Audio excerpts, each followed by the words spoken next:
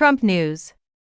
Trump's surrounded entirely by enablers want to reduce cognitive decline, Jonathan Lemire says, in his analysis of a slew of high-profile gaffes committed by Donald Trump during his weekend campaign stops in North Carolina and Virginia. Jonathan Lemire concluded on Monday that the former president is surrounded wholly by enablers who are forging on despite obvious signs of cognitive decline. On Monday's Morning Joe, Lemire noted that Trump is surrounded fully by enablers during this campaign and would be again if he were to be in the White House for a second time. No grown-ups would be there, no barriers would exist, individuals would just do as he pleases. At the outset of the discussion, Joe Scarborough and Mika Brzezinski, who co-host the show, proceeded to play over and over again recordings of Trump making a number of embarrassing gaffes, including confusing Barack Obama with Joe Biden, mispronouncing Venezuela, and treating Argentina, a South American country, as if it were a person. Scarborough stated, "There is nobody around Donald Trump that can protect him from himself," suggesting that the former president would probably not hear anything if the gaffes were symptoms of poor health. The man he was 5, 10, or even 15 years ago is completely different now.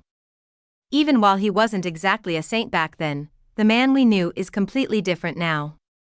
You see him speaking in a very different way, Scarborough went on to say.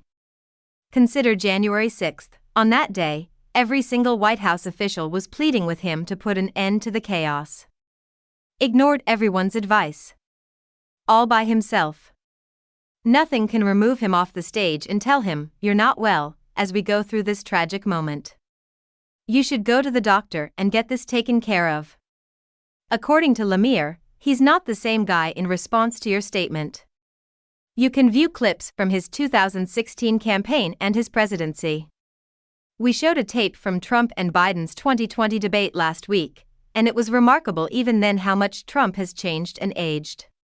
He must be in his late 70s, right then. The disparity in public opinion over the aging of Presidents Biden and Trump baffled Lemire, who worked as the head bureau for Politico at the White House. Despite the media's preoccupation with President Biden's age, he's only a couple years younger. Trump is increasingly displaying the telltale indications of age and stress, according to Lemire. The fact that Nikki Haley won over the weekend adds fuel to the fire. He is clearly not receiving the percentage of Republican votes he would prefer. His current debts, nearly $500 million in 2 New York City cases, are putting him under a lot of pressure. Not to mention the fact that in just 3 weeks he will face the beginning of his first criminal case, which has the potential to land him in prison, like watching a train wreck unfold on the rally stage every time he takes the stage. His group is aware of this, but they're still pushing on. This story originally appeared on The Wrap. Jonathan Lemire claims that Trump is eager to downplay reports of apparent cognitive decline and claims that he is surrounded entirely by enablers.